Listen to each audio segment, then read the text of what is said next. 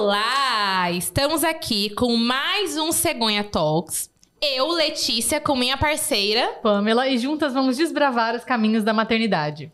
E hoje nós estamos com uma convidada super especial, que honra tê-la aqui conosco. Pediatra, mãe do Bento e que cuida do maior amor da minha vida, da Maria Júlia, com todo o carinho que ela tem por todos os pacientes. Com vocês, doutora Manuela Cordeiro. Ah, como eu tô feliz de estar aqui, Letícia, nesse bate-papo gostoso e para falar sobre o primeiro ano de vida do bebê, das crianças, numa idade tão importante, uma das mais importantes da vida da criança. A gente chama de 1 a 2 anos de 1000 dias, do nascimento aos 2 aninhos. São os 1000 dias, a evolução dessa criança, o crescimento, a alimentação. Eu tô muito feliz de estar aqui. Obrigada, Manu, por topar trazer um pouquinho de conhecimento, né, para esse primeiro ano que é tão magnífico, mas também muito desafiador para todos os pais, principalmente quando se trata de primeiro filho, que é o meu caso e o da Pamela. Sim, são muitas questões que a gente tem, e como você falou, são os 2 primeiros anos, a gente está nessa fase aqui ainda, então é muita dúvida, cada dia é uma descoberta diferente. Mas vocês vão perceber que é muito bom e passa rápido. E eu falo que cada fase tem os desafios, fases delicadas, mas a gente fica com muita saudade depois. Eu, como mãe de um menino de 9 anos, sinto muita saudade do primeiro ano de vida dele. E deixa marcas profundas nos nossos corações. Vocês vão ver. É verdade. Em toda consulta da Maju, ela sempre tem alguma coisa pra falar. De quando ele tava eu sou corujenta mesmo, com meu filho e com meus pacientes. Eu sou assim. Manu, traz pra gente o que você acha dentro desse primeiro ano de vida. Qual é o principal marco? Olha, Lê, não tem um principal marco. Eu acho que são várias fases. E o primeiro que a gente começa é o nascimento e a chegada dessa criança em casa. Quando nasce e está no hospital, ainda você está respaldado, você tem os profissionais da saúde em volta, a enfermagem, o médico. E aí, a hora que o neném chega em casa, papai, mamãe e bebê, eu acho que é o primeiro momento, é um que marca a vida dos pais, da mãe e do pai, é essa chegada do bebê em casa. Então, são os primeiros 15 dias de vida, que vem várias dúvidas. Será que eu estou amamentando? Será que meu bebê está se nutrindo, está suprindo? E agora, eu vou dormir? Eu vou deixar o bebê dormir sozinho? Todas essas dúvidas. E que a gente vai acostumando com a rotina, e isso aí vai se tornando o dia a dia da gente.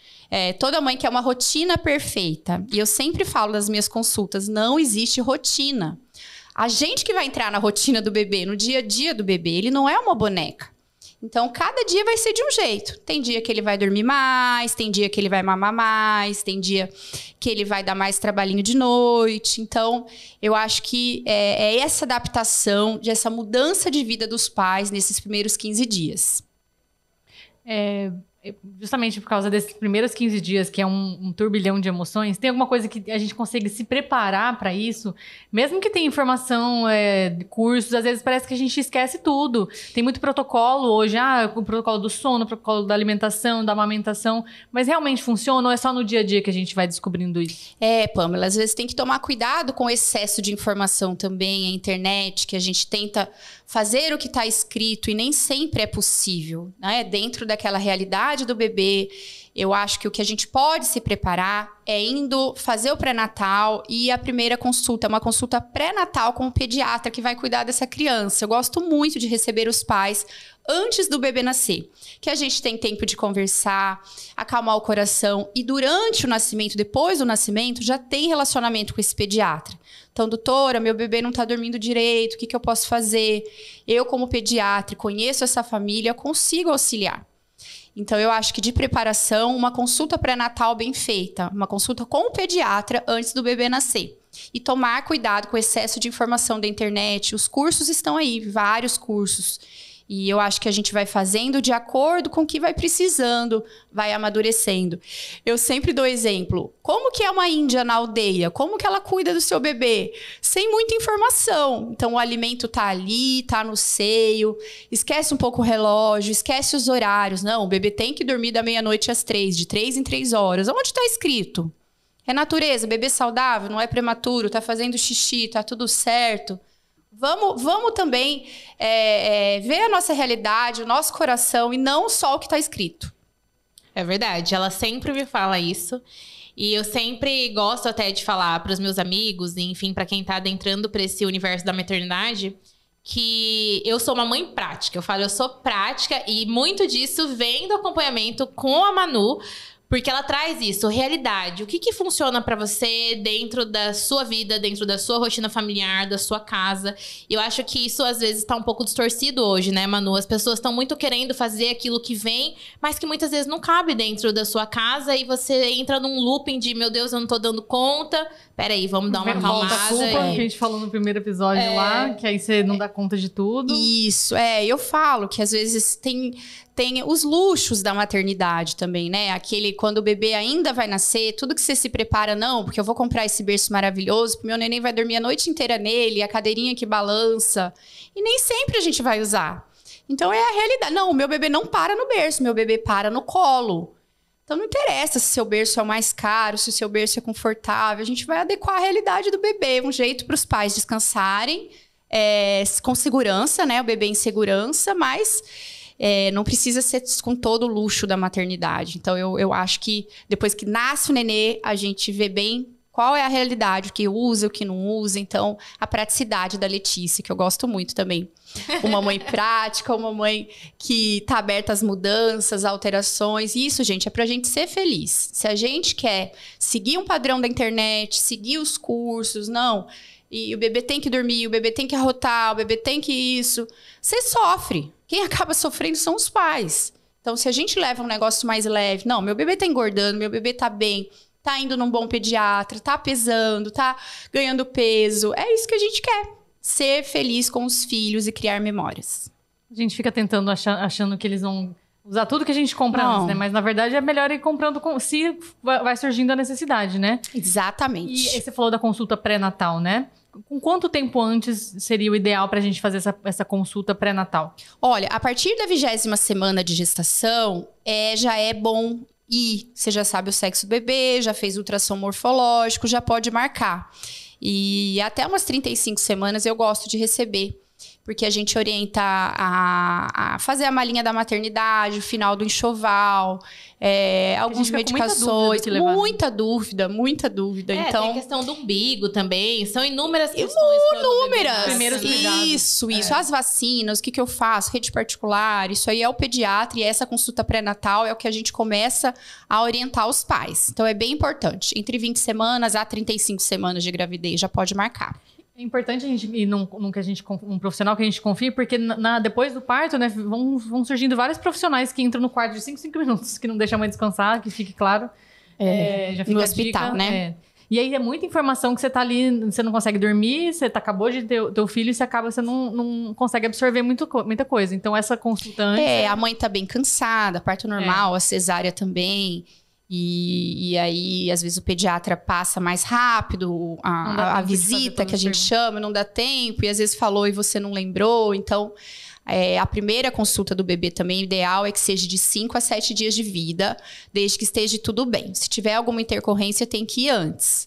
E eu peço sempre às mães anotarem as dúvidas, porque a gente tem dúvida mesmo. Muitas! Então anota para não esquecer que a hora da consulta é a hora mágica que a gente vai sanar todas as dúvidas. É verdade. E eu lembro, no começo, assim, quando... Eu ainda era muito insegura, ainda tava muito nesse universo sem saber as coisas. Eu ficava com receio de mandar mensagem pra doutora Manuela. Agora... tudo. Manu, saiu isso daqui, tá assim, tá assado. E a gente vai aprendendo também com o tempo como é que tem que fazer. Isso, o que é mais grave, o que dá pra esperar na consulta, o que eu preciso agir ali, uma dor de ouvido, uma febre, isso aí é doença, eu preciso falar com o pediatra. E a gente já sabe, quem escolhe essa especialidade é uma especialidade que precisa ter a disponibilidade para os pais. Então, o pediatra hoje tem que estar conectado ao WhatsApp. É verdade. Manu, fala um pouquinho pra gente. O que representa a febre para um bebê no primeiro ano de vida? Porque eu sei que quando é recém-nascido é muito grave, mas depois isso, com o tempo, não vai sendo mais tão grave, né? Na verdade, Lê, nem o recém-nascido grave. Na verdade, a gente pode ter, nesse período neonatal, uma hipertermia, que nem é uma febre, é um aumento de temperatura devido à baixa ingestão de leite. Um bebezinho que o leite da mãe ainda não desceu, é primeiro bebê. Isso pode aumentar a temperatura, o neném não tá tendo um xixi bom. Então, é comum o recém-nascido aumentar a temperatura, fazer uma febrinha, uma hipertermia, por baixa ingesta de líquido ou por excessos de roupa. As vovós adoram colocar touca, luvinha e roupinha de linha e tudo. E aí eu chego na consulta, eu mando tirar tudo. O bebezinho, depois do 5º dia de vida, já é como a gente. Não é um bebê que precisa superaquecer, senão a temperatura sobe. Então é importante, teve uma febrinha, uma hipertermia, avaliar, levar no médico, para o médico avaliar. Pode ser alguma infecção ou pode ser uma hipertermia. Então, é só o médico mesmo que consegue avaliar.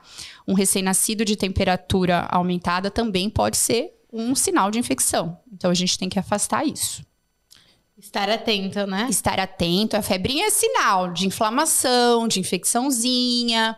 Várias coisas podem causar febrinha. E aí, a gente vai analisando e vai juntando sintomas. O nenê vomitou? Nenê não tá mamando, tá molinho, tudo isso importa. É uma febre mais alta, por isso que a gente mede. Não, uma febrinha 37,5, vamos esperar um pouquinho. Então, cada caso é um caso. Febre é normal. Não, febre não é normal. É um sinal do corpo que algo está desarranjado. Então, precisa ser avaliado. Não no primeiro instante, talvez, mas no decorrer da evolução do quadro. No primeiro ano é o período que a gente mais consulta o pediatra, né? A gente tem consultas mensais. Isso. Fala pra gente da importância dessas consultas mensais. Isso. E por que são mensais, né? Por causa do crescimento do bebê. É o primeiro ano, gente, que cresce muito. Um bebê nasce normalmente 48, 50 centímetros e até um aninho já tá com 75. É um crescimento em estatura, é um ganho de peso acelerado e é um ganho de habilidades. O bebê vai se tornando habilidoso em tudo. Imagine, um bebê que não enxergava quando nasceu. Aí no 2º mês já começa a enxergar a mamãe, já começa a enxergar as cores primárias. É uma evolução maravilhosa nesse primeiro ano. Por isso que precisa ter as consultas mensais. Porque se tiver alguma coisa anormal nesse processo, o pediatra pode intervir. E a gente consegue diminuir muitas coisas no futuro. E eu tenho milhares de exemplos para citar. Então, primeiro ano de vida do bebê precisa de um bom exame físico todo mês, tirar a roupinha do bebê, medir, pesar, olhar a cabecinha, olhar os órgãos genitais, boquinha, ouvido, tudo, pele.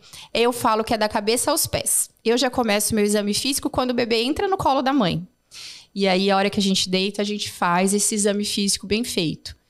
E, então, no primeiro ano, precisa ser consultas mensais para descartar qualquer alteração.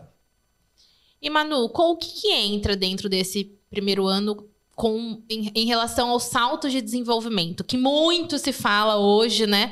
Nas redes sociais. Eu confesso que no começo eu seguia assiduamente, agora eu já nem lembro mais que existe o tal do salto. Isso. Isso que a gente fala. Não fique tão acompanhando seu aplicativo, tão pisca com as informações da internet. Porque às vezes não é salto, é alguma outra coisa. O salto, gente, é uma mudança no comportamento do bebê. Ontem ele não enxergava o vermelho. Hoje ele já começa a enxergar. Ontem ele não sorria, só sorria sorriso social. Agora ele começou a interagir. Isso dá uma alteração de comportamento. O bebê costuma ficar um pouquinho mais irritado, mais chorão. Às vezes não consegue dormir como dormia. Isso é sempre nas viradas de mês. Então, hoje com a internet, os pais esperam o salto já. Vai estar no salto amanhã, vou cancelar minha saída com meu marido. Não vou dar vacina não, vou dar vacina porque tá com salto. Salto, gente, é natural. Antigamente nem se falava em salto, ninguém nem sabia. E isso passa. Eu tô até com saudade do salto do Bento. Tô até com saudade dele. Ai, que salto bom. Então, é engraçado porque assim, é realmente do dia pra noite mesmo. Não, ontem dormiu super bem, hoje foi péssimo. Acordou 15 vezes, não sei, tá vomitando de tanto que mamou. E essa criança não sossega. A rotina dura 2 dias. Então, isso são saltos. Não, e engraçado é que realmente também isso. Ele dorme não fazendo algo e de repente amanhã ele acorda e ele engatinha.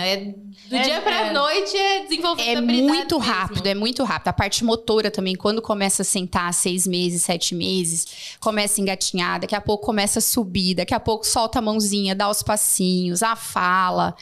É muita sapequice nesse primeiro ano de vida. E quando é que a gente se preocupa? Porque tem esses saltos pra gente meio que se nortear, né? Mas quando que a gente se preocupa se a gente tá vendo que não tem algum desenvolvimento motor ou nas consultas mesmo a gente já consegue, como você já falou, né? Já consegue se antecipar de algumas coisas, mas em casa, como que a gente consegue identificar que alguma coisa pode estar errada? Eu acho, gente, que precisam os pais aprenderem a olhar para os seus filhos. Meu filho tá sofrendo? Então, não dorme, tá agitado, tem alguma coisa errada, um neném que só chora. Isso não tá certo, precisa de uma avaliação. Então, não, é 2 dias no mês, é o salto, tá nascendo os dentinhos. Então, eu acho que falta a gente parar de ficar seguindo o aplicativo e olhar os filhos. Como meu filho está hoje? Não, é uma criança de 8 meses que estão todos sentadinhos e ele não senta. Esquisito. Cadê o pediatra que está acompanhando todo mês? Cadê? Como é que vai? Isso é importante. Então, eu acho que o pediatra vai ver todo mês, mas quem está acompanhando essa criança todos os dias são os pais. O pai e a mãe olhar. Olhar e ver que tem alguma coisa errada ou que essa criança está sofrendo. Criança não pode sofrer. Na mão da tia Manu não sofre. Manu, até uma curiosidade minha em específico. As pessoas, os pais, eles percebem normalmente antes ou os pediatras percebem antes? O que você acha desse saldo aí do consultório, da sua vivência como pediatra, quando tem algo de errado? Tá. Olha, Lê, já teve de tudo, tá? Mas com a informação, que é muito bom também, hoje a informação é muito pronta pra gente, então as mães já estão antenadas, já estão esperando acontecer. Eu tô tendo bastante queixa das próprias mães. Normalmente as mães que vêm queixando. Olha, doutora, você não acha um bebê mais molinho? Ele não olha nos meus olhos? Tem alguma coisa? Então, eu acho que os pais estão mais atentos. E isso é pela informação que a gente tem. E quando a família é mais distante, aí normalmente é o pediatra. Eu acho que não tem uma porcentagem, Lê. Eu acho que normalmente lá no meu consultório é meio a meio. Às vezes sou eu e às vezes a família. E quando é você, como abordar isso para a família? Eu acho, gente, que os profissionais hoje de saúde precisam ter leveza também. É difícil, eu sou mãe, a gente quer escutar só o que a gente quer escutar as coisas boas. Então, às vezes, Lê, eu não falo no primeiro momento, mas devagar eu vou orientando, vou chamando a atenção. Olha, você não acha que essa cabecinha tá amassada? Você não acha que precisa colocar ele de ladinho? Devagarinho a gente vai orientando. Letícia, olha o pezinho da Maju, olha o jeito que ela pisa, vamos observar. Então, é devagarinho que a gente vai. Quando tem que corrigir, é uma urgência, uma doença, aí a gente tem que falar na hora, porque isso tem que ser corrigido. Quando é alguma alteração, a gente vai falando devagarinho. Eu acho que eu aprendi com os anos de pediatria e a convivência com as famílias a dar as notícias, né? Tem notícias que nem sempre são boas, são ruins. Quais são bom, não vou nem dizer doenças, ou enfim, as principais queixas que a gente poderia antecipar? Já nem sei o que eu estava perguntando, não. Já até fugiu a pergunta. Lê aí. Eu acho que não, tá na minha cabeça mesmo. Não, eu acho que você quer perguntar algo pra ela no sentido de hoje, né? Existe muito... Tá todo mundo falando sobre autismo, tá todo mundo falando sobre TDAH, tá muito em alta. São mais questões físicas, motoras, mais psicológicas? Quais são as mais... as mais comuns. As mais comuns. Olha, eu como pediatra geral, eu tenho um consultório bem eclético. Eu tenho muitas coisas, desde muitas infecções de via aérea superior, bastante resfriado, bastante gripe, virose, e também esse acompanhamento que inclui a parte de atraso motor, atraso de fala, a parte do autismo, que é um problema de comunicação. Então, isso também está crescendo bastante no consultório como uma queixa comum. dos pais. Então, assim, eu não tenho uma doença mais específica. Eu falo que eu tenho as viroses da semana, que eu sei que toda semana tem as viroses da semana, dos berçários, do shopping, das escolinhas, dos aniversários. E tem também essa queixa dos atrasos, um atraso global, atraso motor, atraso de fala também é uma coisa que está cada vez mais comum. Esses atrasos, normalmente, eles, assim, voltando, deixa eu refazer. A introdução alimentar, ela vem, eu acho que ela é um grande marco, né? A introdução alimentar. E eu acho que ela, inclusive, é um grande marco para você começar já a perceber que talvez seu filho possa ter algo diferente. Porque ali ele senta, ali ele começa a falar. E quando a criança já tem algum atraso, né, Manu? Você me corrija. Já começa a dar os primeiros sinais aí, né? E às vezes, ele nem precisa ser na introdução alimentar. Às vezes, na amamentação, a gente já vê. Ali, na amamentação, até às vezes quando mama mamadeira fórmula, é um bebê que não gosta muito de mamar, é um bebê que tem problema, a gente fala probleminha sensorial. Não é fácil de fazer diagnóstico bebezinho pequeno, mas todas as fases a gente pode ter sinais que mostram que tem alguma coisa errada. A introdução alimentar era a fase que o neném fica sentadinho, começa a interagir, olha bem nos olhos dos pais, pega a comidinha, a gente está usando muito BLW. Então, é a hora de acender uma luzinha na cabeça dos pais e procurar a ajuda de um especialista mesmo. Não pode falar. Você trouxe BLW. Eu sei que pra gente, né, isso já é comum, mas por incrível que pareça, tem pessoas que não têm conhecimento sobre. Então, se você puder trazer um pouquinho pra gente sobre o que é o método e o quanto ele pode ser benéfico, né, pra criança. Eu acho que o primeiro ano, como um tema bem importante no primeiro ano de vida, é a alimentação. Esse bebê, para crescer, ele precisa do quê? Nutrição. Uma nutrição ideal. Então, de 0 a 1 aninho, a gente precisa nutrir esse bebê para ele crescer e se desenvolver. Então, desde a fase da amamentação, ou quem está amamentado por fórmula, alimentado, e aí a nutrição quando começa a comidinha. Normalmente, a partir do 6º mês, ou quando o bebê estiver apto, sentadinho, começar a mostrar já sinais de interesse pela comida, a gente pode começar. Na verdade, Lê, o que mudou é que a gente não faz mais aquela sopinha misturadinha da vovó. A gente cozinha os alimentos e oferece e mostra separado. Para ele aprender. Nossa, eu gosto de beterraba. Nossa, eu gosto de verdinho. Isso, gente, é muito importante. Isso hoje eu vejo. Meu filho de 9 anos, graças a Deus, ele não é espetacular, como a mãe queria. Mas ele consegue comer um brócolis, uma alface. E ele fala, eu não vou comer salada hoje. Ele é hábito, ele aprendeu. E isso graças à introdução. E o BLW, que é comer com as mãos, a gente deixa o bebê explorar esse alimento, pôr na boquinha, ajuda muito a coordenação motora e a conhecer o alimento, ver a textura que gosta mais. E a gente tem a orientação, isso é bom, que hoje na internet tem em todos os sites, no Google, o corte do BLW para evitar engasgo, os aplicativos. Os pais, quais são os medos dos pais, dos avós? O engasgo. E a bagunça também. Mas a bagunça é fácil, a gente limpa, tá, gente? Não tem problema. Leva pro banho, gostoso. Limpa de beterraba e de abóbora. Mas o engasgo. Então, na internet, a gente tem como cortar esse alimento para o bebê não engasgar, ser seguro e ele aprender a comer com qualidade. Então, a nutrição é muito importante. Eu gosto muito dessa área. Qual que é a importância que você vê dos pais serem tão participativos nesse desenvolvimento, principalmente no primeiro ano do bebê, para ver, principalmente nesses marcos tão importantes? Na verdade, gente, cada família colhe e planta no futuro. Então, uma pai e uma mãe presente hoje, é isso que vocês vão colher no futuro. É os ideais dos pais, os princípios, a parte religiosa. Então, um pai e a mãe presente, não delegado para avó, para babá, é uma criança que vai crescer com aquele propósito da família, com aquele hábito seu. Se você quer que essa criança seja do bem, é essa forma de viver bem dessa família que fica junto com essa criança nesse primeiro ano de vida. Então, é muito importante o contato dos pais, o olhar, tomar cuidado com o celular, viu, gente? Muitos pais chegam em casa com o celular na mão, às vezes por causa do trabalho. Eu sou uma, né? Que tem um monte de mensagem para responder, mas a chegada minha em casa é muito importante. Eu estar ali de corpo presente pro meu filho. Depois eu respondo as mensagens no celular, tem muitas urgências, mas eu acho que os pais e as mães que fizerem isso, gente, é a garantia de um amor muito grande nessa família.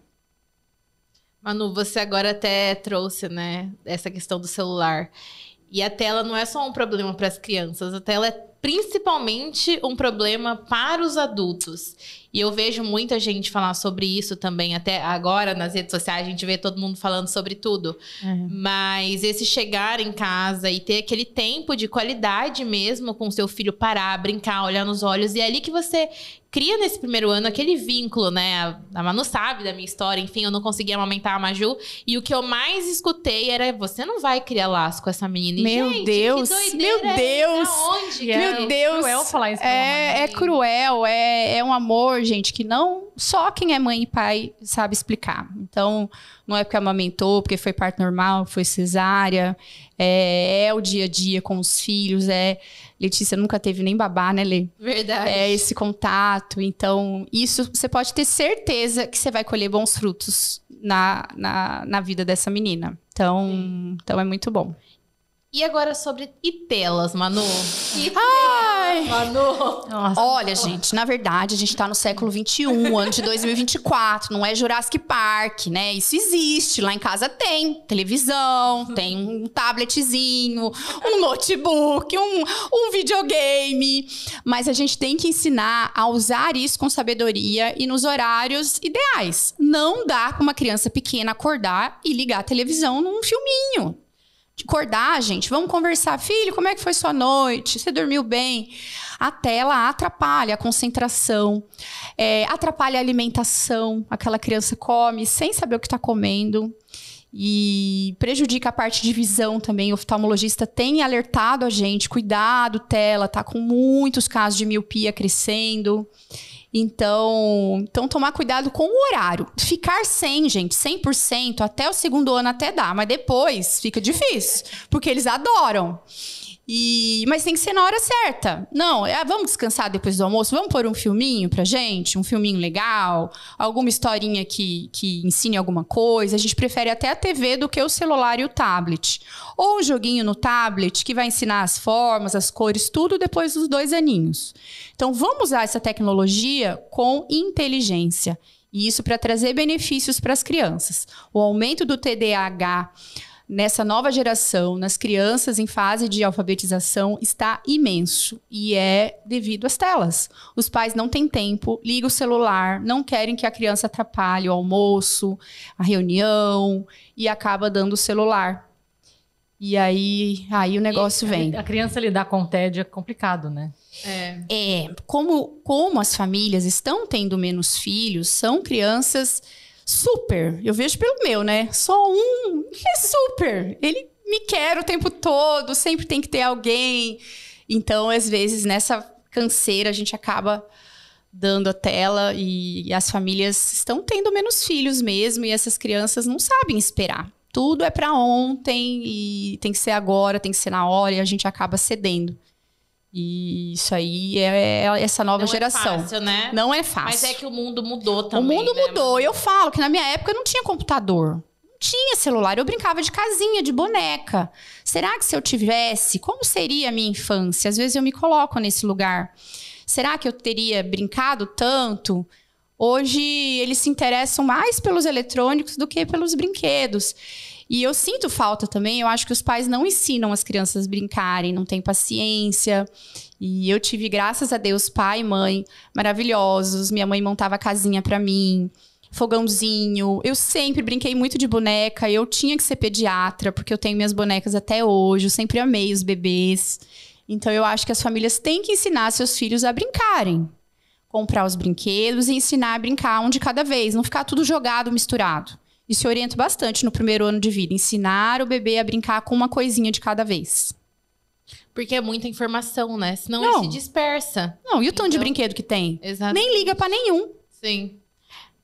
A gente falando do tédio, né? Então, às vezes, uma maneira deles se manifestarem é fazendo birra, fazendo... Enfim, dando show. Birras. As birras estão chegando. As birras estão A gente já chegou, que é isso. Adolescente. Hoje, eu antes da nossa gravação, fui constar com a Manu, porque a Maju já está com o quê? Um novo... Agora é o Tite, né, Manu? Lançamento da semana. O Tite Média, todos. Ouvido direito. Exatamente. Dela é todos. Todo lançamento, toda semana, ela tá pegando. Ela é primeira da fila. Na hora que chegou o vírus novo, ela tá correndo ali, entrando. Ai, isso faz parte da vida também, gente, adoecer. Se vocês acham que vai ter filho pra ficar em casa...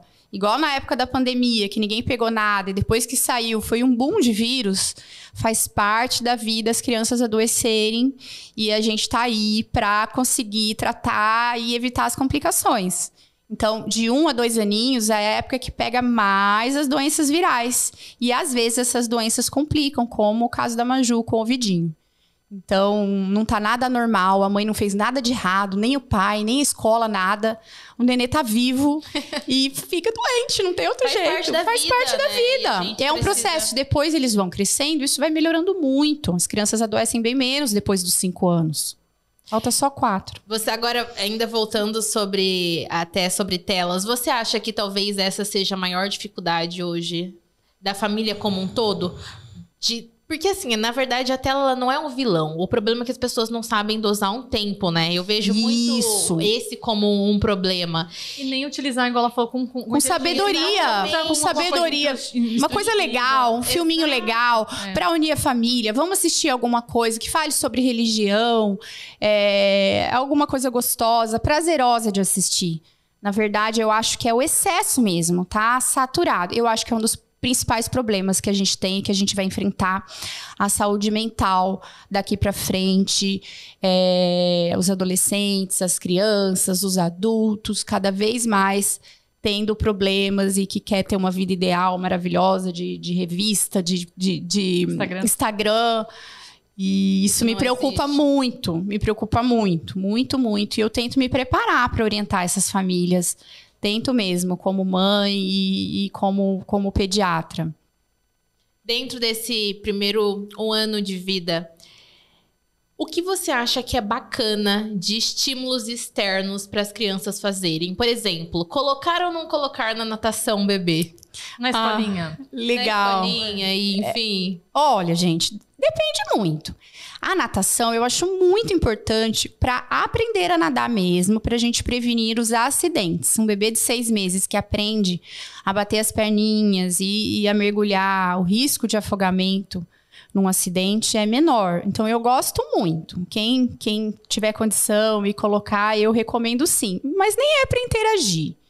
Eu acho que interação tem fases. A fase escolar mesmo da criança é 3 anos. É onde ela adquire a fala, é onde ela precisa aprender a colocar os brinquedinhos nos lugares, a gente vai ensinando. Aí é a hora de ir para a escolinha. Antes disso, eu acho que cabe à família. As festas, ir na casa da avó, isso já é uma interação importante. A fala, a gente conversar bastante com o bebê. Eu amo os livros. Os livros eu acho que são importantíssimos para esse primeiro ano de vida. As figuras, eles imaginarem. E muito mais importante que tela são os livrinhos e os brinquedos e os momentos em família. Agora, é uma família que não tem ninguém aqui junto na cidade, que não tem primo, que a criança está um pouquinho atrasada na fala, que a mãe trabalha muito. São realidades que a gente vai adequando.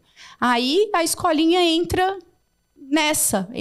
Hoje em dia, a gente tem muitos hotéisinhos, escolinhas, e que tem crianças que precisam ir, que não tem jeito. Cada família na sua realidade, né, Lili? Mais uma vez, na realidade, pensando que é sempre o que a gente traz, o que funciona para cada família. Acaba sendo uma rede de apoio, na verdade, a escola, né? Que é o meu caso. Acaba sendo uma rede de apoio. E quando a gente pensa que essa escola não tem a tela, isso me tranquiliza muito também. E às vezes fica em casa, sem monitoramento, com uma babá, uma cuidadora. Às vezes vai ter mais acesso à tela, que não faz bem. E na escolinha tem as musiquinhas, tem os colegas. Então, isso pode ser muito melhor para o desenvolvimento dessa criança. Hoje em dia se fala muito do desenvolvimento do Montessori, da teoria, né, Montessori. que estimula muito a autonomia e independência do bebê logo cedo. Isso é bom ou não é? É muito bom. Tudo baixinho, a cama baixinha, os brinquedos ao alcance, é muito bom. Na verdade, os filhos não são nossos para sempre. A gente vai ter que adequar essas crianças e eles vão ter que aprender a fazer as coisas sozinhos e quando a gente não estiver por perto. Então, adquirir habilidades logo cedo é muito, muito legal. Muito importante. Então, eu amo essa teoria do Montessori. Eu lembro que você até me falou, quando eu não lembro, não sei se era com 6 meses, eu falei que eu não tinha comprado berço pra Maju e você falou... Aí eu falei, amei! Agora eu tô procurando uma cama Montessori, você falou... Adorei! Porque esse berço vai montar e desmontar ele, ela vai adorar, vai ter autonomia, já vai sair engatinhando, é muito gostoso. Desde que seja com segurança, uma caminha baixinha, com grade, sem protetor, é muito gostoso. É até legal falar sobre isso, né, Manu? Eu acho que é uma dica muito bacana para os pais, porque são tantas dicas que tem para dar no primeiro ano de vida, mas uma que realmente faça sentido e que eu dou para meus amigos que vão ser pais faça curso de primeiros socorros. Eu mesma tive, a Maju engasgou várias vezes quando eu era bem bebezinha, mas graças a Deus a gente sabia fazer a manobra e foi o que salvou ali. Acho que você pode até falar um pouquinho sobre isso, o quanto é importante, né, desses primeiros socorros, a manobra. Isso, mais uma vez, usar a tecnologia pro bem. Então, hoje, gente, tem vídeos da manobra de Heinz, que é a manobra do engasgo. E você saber reconhecer, bebê tá engasgado ou não. Ou se ele só tá com tosse. Então, isso aí você aprende, tem cursos, tem vários vídeos informativos. É muito importante. Porque aí vem a segurança do bebê. Isso também é uma aula imensa. A gente tem várias coisas sobre acidentes dos bebês no primeiro ano de vida.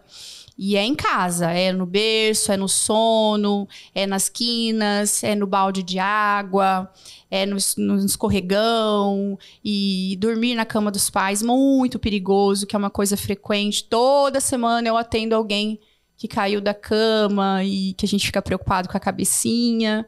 Então, isso aí as famílias precisam se orientar quanto aos acidentes das crianças. E os cursos de primeiros socorros estão aí, muito legal. Muito bom. Onde que a gente pode ver esses cursos mais acessíveis? Olha, aqui em Cuiabá, por exemplo, tem com as próprias obstetras fazem os cursos de gestante. E dentro desse curso tem, que é até uma aula que eu dou, da manobra do desengasgo. Então, nos cursos pré-natal, a gente já começa a treinar. E na internet. Se você tem dúvida, no YouTube. Dá pra pegar uma boneca pra você treinar, é só colocar ela de barriguinha pra baixo e bater nas costinhas com força até ela voltar a respirar. Até coisa que a gente às vezes nem participa, teve um curso dos bombeiros no nosso prédio. Isso, muito legal. Essas dicas. Tá falhando? Não é porque você tá meio de lado, era pra arrumar. É que ele tá ficando meio... Puxa ele, acho que um pouquinho mais. Dá pra puxar mais? Aí, pronto. Aí, agora sim. Então, os bombeiros dão, né? Então, os bombeiros às vezes a gente fica com preguiça de participar dessas reuniões. E o que eu oriento nos meus cursos de primeiro socorro, gente, saber o telefone de uma urgência, de um SAMU. Não, meu bebê não tá respirando. Chama ajuda, corre, chama ajuda e pede pra alguém ligar. Ligar no socorro, porque às vezes pelo telefone ele já vai te orientar. Então, além de fazer a manobra, atender aquele bebê na urgência, chamar socorro. Um vizinho, alguém que esteja passando na rua e pedir que ligue na emergência, no SAMU. Isso ajuda muito, salva muitas vidas. Até porque muitas vezes no desespero, né, do pai, da mãe, enfim, do cuidador que tá ali, ele nem não lembra o número, nada. Então, se é em prédio, gente, corre, bate no vizinho, grita, não sei, mas peça ajuda, né, pra que consiga sair dessa situação. A gente até teve aquele caso agora, aqui em Cuiabá, da criança que caiu, acho que da creche ou alguma coisa assim, e acabou vindo a falecer, né? E, enfim, virou grande repercussão. E a gente acha que esse tipo de coisa nunca acontece, né, Manu? Mas eu também vejo o quanto isso é muito preocupante. Criança que tem piscina em casa também. Inclusive, eu tenho um caso de uma pessoa próxima que a criança caiu e aí... Nossa, foram várias complicações e... Não dá tempo de acudir, né, gente? A piscina, um balde com água, até o vaso sanitário, a gente se preocupa. E pode deixar sequelas para sempre. Então, quem tem casa com piscina, vamos cercar a piscina, olhar essas crianças o dia inteiro e colocar na natação pra gente evitar possíveis complicações. O primeiro ano do bebê é o mais desafiador, como a gente já falou, né? Então, são muitas mudanças todos os dias, né? Nem todos os meses. Tem alguma coisa que prepara os pais para isso? Algum acompanhamento, alguma coisa assim? Ou o próprio pediatra consegue ir dando esse suporte? Ou uma terapia? Ou grupo de apoio para pais e mães? Grupo de mães? Não tem manual de instrução, viu, gente? Eu sempre falo, primeira consulta comigo, olha, gente, o bebê não veio manual de instrução. Não tem o que é certo e o que é errado. Eu acho que você tem que adequar a sua realidade às informações, ter um bom profissional da saúde perto, uma pediatra, uma enfermeira obstétrica que possa te ajudar. Hoje as consultorias de amamentação são maravilhosas, ajudam muito. A gente sabe que o leite materno é o leite top para o cérebro, leite de ouro, então vale a pena investir. Então, Pamela, eu acho que um pediatra bom, não ficar escutando tudo, os palpites, todos os palpites que o pessoal dá, adequar a sua realidade, uma consultoria de amamentação, eu acho que você vai conseguir um primeiro ano brilhante perto do seu bebezinho. Tem uma dica boa, que a minha terapeuta me passou sobre palpites. Você falou palpites, eu te contei nunca sobre isso. Mas eu coloco você como culpada de tudo, tá? Ela falou pra mim, quando vierem com muitos palpites e você, isso! Fala, não, foi a pediatra que orientou. Eu falo isso também. Fala, pode falar que fui eu. Eu falei que não precisa da água. Pode falar que a gente estuda bastante, que é só peito, não precisa aquecer muito o bebê. As opiniões que vêm. Remedinho de cólica. Finge que dá. Fala que você deu, mas não deu, não precisa. Então, pode pôr a culpa em mim, Lê. Não tem problema com isso, não. Eu coloco. É bem a bruxa. A bruxa da pediatra. Ai, essas pediatras modernas. Essas de hoje em dia. De hoje em dia. Isso mesmo. É isso aí. Então, coloquem a culpa na pediatra. Sintam o coração de vocês que, no fundo, a gente sempre sabe, né? Observando o bebê, que tem... Talvez a gente não saiba o quê, mas a gente sabe que algo de errado tá acontecendo. Eu converso muito isso com a Pamela, né? Na questão da observação, no dia após dia, nesse relacionamento de intimidade, vai aprendendo. Você vai aprendendo. E você vai ficando expert. Não tem curso. Não. Pamela, não tem. Não tem. E às vezes todo mundo fala, por que você não grava um curso? Um manual de instrução? Gente, vai ficar tão sem graça. Não tem esse curso. É o dia a dia mesmo. São os desafios, né? A gente vai aprendendo. Exatamente isso, porque cada coisa cada situação é uma coisa diferente, né? Então, quando a primeira coisa é a amamentação, já é um aprendizado gigantesco. Aí começa sono. Cólica. Então, são fases. Tem que passar, introdução alimentar, o dentinho. A saída da mãe pra trabalhar nesse primeiro ano. Você conversa com outras mães. Mas o meu não passou por isso. Não, esse curso funcionou pra mim. Aí outra... Isso, e pra você não vai funcionar. E às vezes não faz parte da minha realidade. Exatamente. Porque cada bebê tem uma personalidade também, né? Cada bebê tem um jeito. Tem bebê que reage melhor com remédio, outro com outro. Não tem receita de bolo, né, gente? Eu não consigo... O sono mesmo, né, Manu? Eu vejo muita gente... Eu, particularmente, fui abençoada, porque a Maju sempre dormiu muito bem, graças a Deus. Assim, tirando quando tá doentinha ou algo do tipo. Mas desde muito novinha ela dormiu. E apesar de eu ter conseguido, de certa forma, estabelecer uma rotina, eu percebia que era da personalidade dela. Isso, tem bebê que gosta de dormir mais. Tem bebê que é mais do agito. Tem a ver muito com a família também. Uma mãe mais agitada, uma mãe que trabalha mais à noite, um bebê demora mais pra dormir, demora pra pegar no sono, gosta de acordar cedo, tem tudo a ver. Existe algum tempo em que dessa fase o bebê tem que estar dormindo a noite toda ou não? Olha, ali, não é regra, né? Lembrando que o neném não é boneca, não consigo isso, mas normalmente, cada mês eu falo uma data pra mãe. Eu vou falar a verdade aqui nesse podcast, hein, gente? Quando que o bebê precisa dormir? 9 da noite, bonitinho, 8, até o outro dia, 6 horas da manhã. 2 aninhos. A gente tá... 2 aninhos, você tá bem aí, falta só um ano. Então, 2 aninhos é uma mudança na família. Os pais podem ficar tranquilos que as mães vão voltar a dormir bem, ser companheiras deles. Então, os 2 primeiros anos, o soninho ainda é irregular. Tira a mamada da noite, não tira. Ele não come direito, ele tá com fome, é agitado. Ele tá indo na escolinha e agita demais à tarde. Então, os 2 primeiros anos é difícil o sono. Depois dos 2 aninhos, a maioria dorme bem. A gente tava falando, você falou do sono. Eu escutei uma história tão bizarra que, assim, tem as fórmulas secretas pra fazer o bebê dormir, né? Tem gente que não, tem que ser 6 da tarde, em ponto, tem que apagar todas as luzes e tal. E aí já vi gente que segura a criança aqui assim, e ela tá chorando, amarra. E eu acho muito traumatizante pra criança. Isso não pode virar algum trauma mesmo? Pode virar um trauma e ninguém força ninguém, né, gente? A gente tem que aprender os sinais do soninho. A gente sabe que no entardecer o cortisol do corpinho do neném vai caindo e vai vindo esse soninho. E a gente não pode estimular tanto de noite. Mas forçar essa criança a dormir, chacoalhar, amarrar, isso pode virar um trauma, com certeza. É meio que a gente... eu falo para as mães assim, ó, você tem duas saídas na vida, ser feliz e não ser. Você não quer ser feliz? Não quer? Então fica fazendo dormir a hora que você quer. Não que o bebê quer. Ah, ele tem que dormir agora. Onde tá escrito? Vai ser feliz, vai ser leve, vai curtir ele. Não quer dormir agora. Ele tá meio chatinho, mas passa. Então, a gente tem que ver também. Cada criança de um jeito. Claro que ele não vai dormir 2 horas da manhã, né? Sim. Isso é a família que tem que botar a rotina, um horarinho, pra apagar tudo, ficar quietinho. Mas não adianta a gente ficar forçando. E é legal esse negócio da rotina, porque desde que, por exemplo, desde que ele nasceu, a gente tinha mais ou menos um horário que dava banho, colocava o pijaminha e dormia. Mesmo que ele não dormisse, ele já sabia que era rotina. Então hoje, muito ele bom. botou o pijaminha, ele já...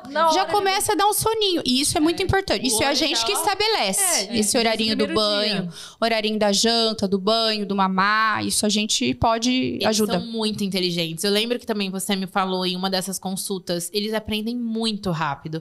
Então, quando você começa a fazer, mesmo dia, mesmo horário, ali você vai fazendo. E vai é uma dia que dá graça. certo, passa 10 dias, não dá.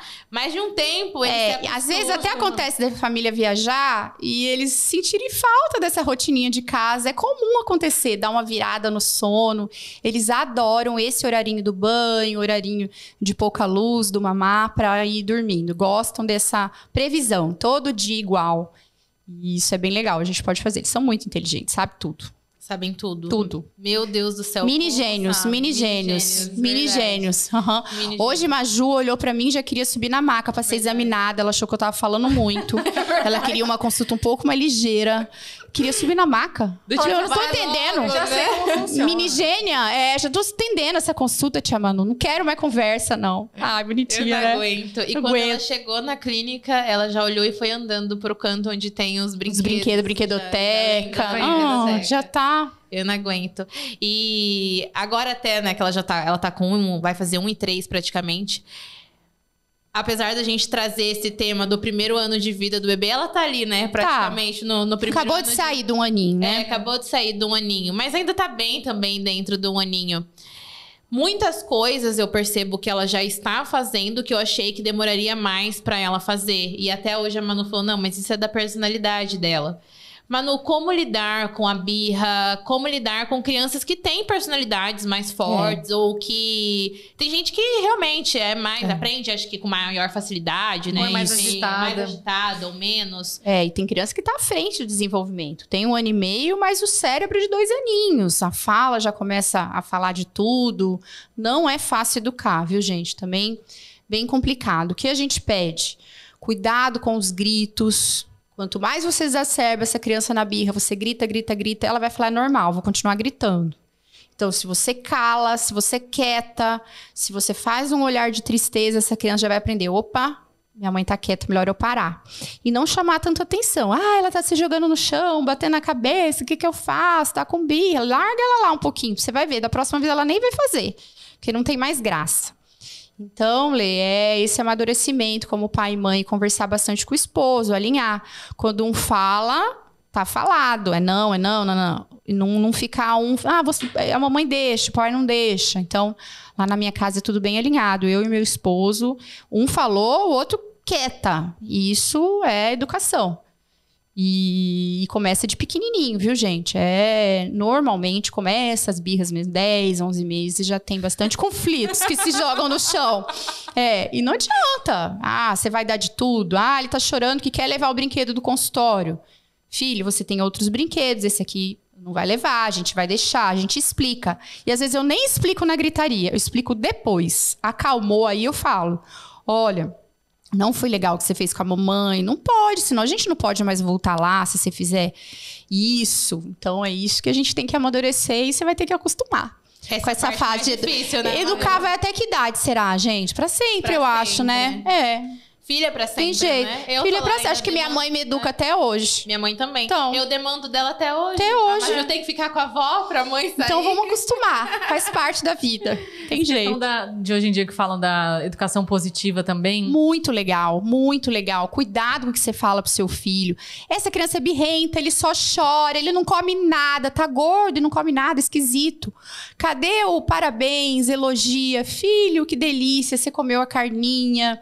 Parabéns, você se comportou na consulta. Eu gosto muito dessa educação positiva. Elogiar o filho, gente. Vocês querem ter filhos saudáveis, com estima boa, filhos que se amam, então vamos elogiar os filhos e não só criticar. E eles entendem, né, Manu? Eles entendem que são amados. Quem não gosta de ser amado? Sim. Quem gosta de ser criticado o tempo todo? Esse menino não para, esse menino mexe em tudo, ele risca a parede, ele faz bagunça, ele não dorme, só reclamação. Vamos ver a coisa boa? Mas ele é saudável, ele não adoece. Então, ele é inteligente, ele não para quieto, mas ele é energia. Vamos elogiar. Então, eu acho que as famílias têm que mudar isso também. A gente, como ser humano, tem que mudar um pouco, né? Que a gente só vê a parte negativa das coisas, né? Então, tentar, sei lá, antes de dormir, tentar lembrar de 3 coisas boas que você fez hoje. Às vezes eu tento fazer isso com o Tufiquinho, né? Eu fico falando pra ele, hoje você fez isso, foi um dia muito legal, a gente fez isso, isso e isso. Às vezes é uma coisa que é simples, mas pra ele, às vezes é a primeira vez que ele fez tal coisa. Não, e se você começar de pequenininho, falar, você é forte, corajoso, você vai conseguir, você cria eu falo, um jogador, um lutador da vida. Então, você é forte, corajoso, mamãe confia em você, papai confia em você, você vai conseguir. Isso encoraja essa criança para os obstáculos da vida que tá aí, que a gente, todo momento, tem os desafios. Então, bem legal. Eu acho que é legal também até falar sobre essa questão da confiança. Eu também, esses dias, estava em uma conversa sobre esse olhar e já deixar com que a criança se sinta com confiança desde pequeno. Porque a gente quer tanto que seja um adulto forte, confiante. Mas a gente não admira isso na criança. Às vezes, quando a criança tem personalidade, vai à frente, a gente só reclama. E a gente reclama, meu Deus, olha, a criança não tem medo. Não tem medo de escuro, mas que bom que não tem medo de escuro. Que ótimo, é forte, corajoso. É isso. Ver as coisas boas e salientar. Se você salienta as coisas ruins, você acaba afirmando aquilo, gente. Ele vai acostumar a cabecinha dele que ele é ruim. Ele vai... não, eu sou chato, eu sou birrento, eu sou chorão, eu não sou forte, eu sou medroso. Então, vamos fazer o contrário. Vamos mudar a mente dessas crianças, vocês vão ver. Que dá diferença. Agora a gente tá já quase chegando no fim. Nós temos um quadro surpresa aqui. Tem tanta coisa que a gente quer falar. Quadro surpresa! Medo. Nós temos 2 potinhos aqui. Um com frases prontas, que você vai tirar uma e ler pra gente. Fazer um resumo do que foi dito, se faz sentido, se não faz pra sua maternidade. E no outro, vai ser uma frase que você vai escrever pros nossos ouvintes. Então, uma mensagem que você queira deixar pra esses papais que estão vivendo esse primeiro ano de maternidade, que tá tudo muitas vezes muito confuso, mas passa. Gente, já tô com 1 ano e 3 meses, quase passa. Já posso Já tá até dando uma saudadinha. Já tá até dando. Uma saudadinha. Eu lembro dos 8 ou 9 meses, Manu, que você falou pra mim, é a melhor fase. Meu Deus, eu falei hoje. Falei pra ela, coisa mais gostosa, é isso mesmo. Vai passando. Vai passando e dá saudade. Então tá, primeiro eu tiro aqui. E falo o que eu acho. Isso, vamos ver o que vai sair pra você. Vou pegar o rosa. Enquanto isso que ela vai tirando aqui, eu quero agradecer ao nosso parceiro, Pati Coworking, que é aqui onde fica o nosso estúdio localizado, na 24 de outubro. Muito obrigada por fazer com que tudo isso aconteça. Agradecer a minha equipe maravilhosa que sempre tá por trás aqui nos apoiando em tudo também. Então, gratidão por ter vocês. Pamela, fala um pouquinho sobre a Arto, que fornece todas as cadeiras aqui para o nosso estúdio. A Arto Interiores fica aqui no bairro Quilombo, em Cuiabá. É uma loja de móveis soltos que providencia aqui as cadeiras para o nosso podcast. Se você quiser móveis soltos, poltronas, cadeiras, mesas, tudo que você quiser, lá tem. E a gente só fala com a gente no Instagram ou no WhatsApp. Então, parceiros, muitíssimo obrigada. E estamos abertos a novas parcerias. Então, para você que quer fazer parte do nosso podcast, nos chame lá no Instagram, que a gente está prontinho para escutar o que você tem para nos ofertar. Já fala qual que é o Instagram. Cegonha Talks, então @Cegonha Talks. Doutora Manuela, também faça o seu Instagram agora, antes até de ler a frase. Onde Manuela Pede, Instagram Manuela Pede. Também pode mandar mensagem, a gente está à disposição, agendamento, sem o telefone, o contato do consultório, eu estou à disposição para as famílias que querem acompanhar comigo. Onde você atende? Na Clínica Intro. Então, para quem precisa de uma pediatra maravilhosa, é a maior indicação que eu dou para os meus amigos também. E eu encho o saco dela. Agora eu tô assim, semana sim, semana não. Ela já tá recebendo uma mensagem. Pediatra. Fica amiga, é isso mesmo. Ó, a minha frase, gente. Você não tem controle sobre tudo. Eu acho que foi o que eu mais falei aqui no podcast. Cara, você não tem controle sobre tudo. Não tem, gente. Nem tem. A criança fica doente, a criança chora, a criança... Tem várias coisas nesse primeiro ano de vida e a gente não tem controle. Mas a gente tem que ter o quê? Inteligência para lidar, sabedoria e bons profissionais perto da gente pra gente saber lidar com as situações, tá? Então, eu acho que a gente já sabe que não tem controle, mas tem como ajustar isso, ser mais leve e com profissionais, com informação, com leveza, com família. E é isso. Agora a sua mensagem. Basicamente, não tem manual. É a mesma coisa. Basicamente eu vou escrever na minha frase. Não tem manual de instrução. Não. Perfeito. É engraçado que vários amigos falam... Porque assim, tanto tu Fiquinha quanto Maria Júlia são muito tranquilos, né? Não. Então, eles falam assim... Somos privilegiados. Não tivemos, assim... Fora da normalidade, não tivemos tantas demandas, né, Pan? Tudo dentro da vida real. Mas é engraçado que eles falam assim... assim que eu estiver grávida, eu vou morar com vocês 1 ano... Pra ver o que vocês fazem de diferente. Pra serem crianças tão tranquilas. Mas, literalmente, não tem. A gente não faz nada diferente, assim. A gente... Na verdade, a gente tenta ao máximo fazer o básico, né? Porque eu acho que não inventar tanta vezes, moda, esse é o segredo. Não... Porque eu vejo que tem tanto... curso de tal coisa, moda de tal coisa.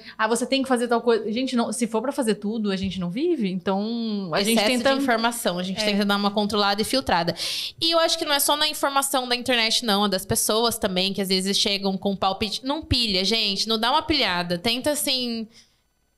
pensar racionalmente, sabe? Confie em você, confie no seu feeling. Já escreveu. Já escrevi, gente. Seja leve. Curta cada momento no primeiro ano de vida do seu bebê, que passa rápido e seja feliz. É a minha mensagem. Passa rápido. Passa muito rápido. Voa. Então, seja leve, curta os momentos, dê risada. Encare os desafios do primeiro ano de vida do bebê, que é muito bom e passa rápido. Vocês vão ficar com saudade. Passa muito rápido, porque às vezes ele começa a fazer alguma coisinha e fala assim, vou gravar pra registrar. Aí ele nunca mais faz. Nunca mais faz. Fica só na sua memória. Aí você verdade. Porque passa muito rápido mesmo. E chegamos ao fim de mais um episódio do Cegonha Talks. Muito obrigada mais uma vez por ter topado participar. Obrigada a vocês, eu amei o bate-papo. Foi muito legal, né? Também gostei, muito legal. Obrigadão. Muitas dúvidas. E aí vai surgir mas eu posso voltar outras vezes, tudo bem, tá? Não, são tantos temas. A gente tá só no primeiro ano de vida do bebê. Vamos pedir pros espectadores, os telespectadores, colocarem as suas dúvidas que a Tia Manu volta pra responder. Perfeito. Já coloca aí nos comentários. Quais são os temas que vocês querem da pediatria? É isso mesmo. E aí a gente fica, então, pro próximo episódio confirmado já, né? Confirmado com já. os temas que vocês vão mandar no Instagram. Muito obrigada, Manu, por ter topado participar. Obrigada a vocês. Foi Nos top. vemos em breve, né? Nos vemos em breve, então. E pra você que acompanhou a gente até aqui o final, muito obrigada pela sua audiência. Não esqueça de nos acompanhar no YouTube. Vai lá, ativa o sininho, nos segue também no Instagram, assim como a doutora Manuela. E a gente se vê no próximo episódio De Cegonha Talks. Tchau, tchau! Tchau!